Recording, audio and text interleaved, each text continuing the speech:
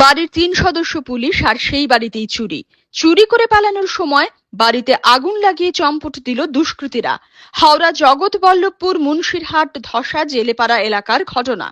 গতকাল জগৎবল্লভপুর এলাকায় পুলিশ কর্মীর বাড়ি ফাঁকা থাকার সুযোগ নিয়ে রাতের অন্ধকারে বেশ কয়েকজন বাড়িতে ঢোকে বলে অভিযোগ এবং বাড়ির আলমারির ভেতরে থাকা যাবতীয় সোনার গহনা ও নগদ টাকা আনুমানিক ২ থেকে ৩ লক্ষ টাকার সামগ্রী চুরি করে পালানোর সময় বাড়িতে রাখা কেরোসিন তেল দিয়ে ঘরের ভেতরে আগুন লাগিয়ে চম্পট দিল দুষ্কৃতীরা।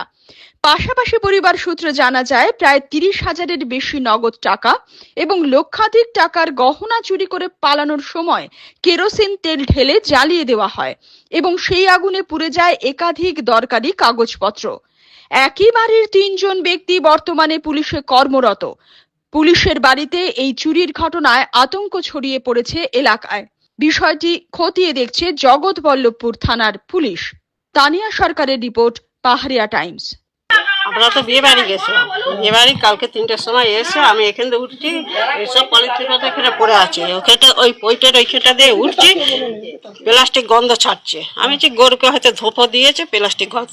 তারপরে দৌড়ে উঠতে যাচ্ছি, তারপরে দেখছি যে ঘরে আলো জ্বলছে। আমি যে আলো তো আলো জ্বলছে কি করে, তারপরে কপাটের কাছে গিয়ে দেখছি সব যেন ছাই হয়ে ধোঁয়া উঠছে। ছুটে গিয়ে নাতিদের ঘরে ছেলেদের ঘরে সব ডাকছে, আমার ঘরে কে আগুন ধরে দিয়ে গেছে দেখবি।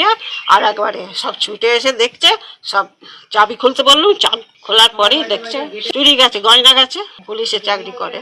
হ্যাঁ, কাল পুলিশ এসেছিল।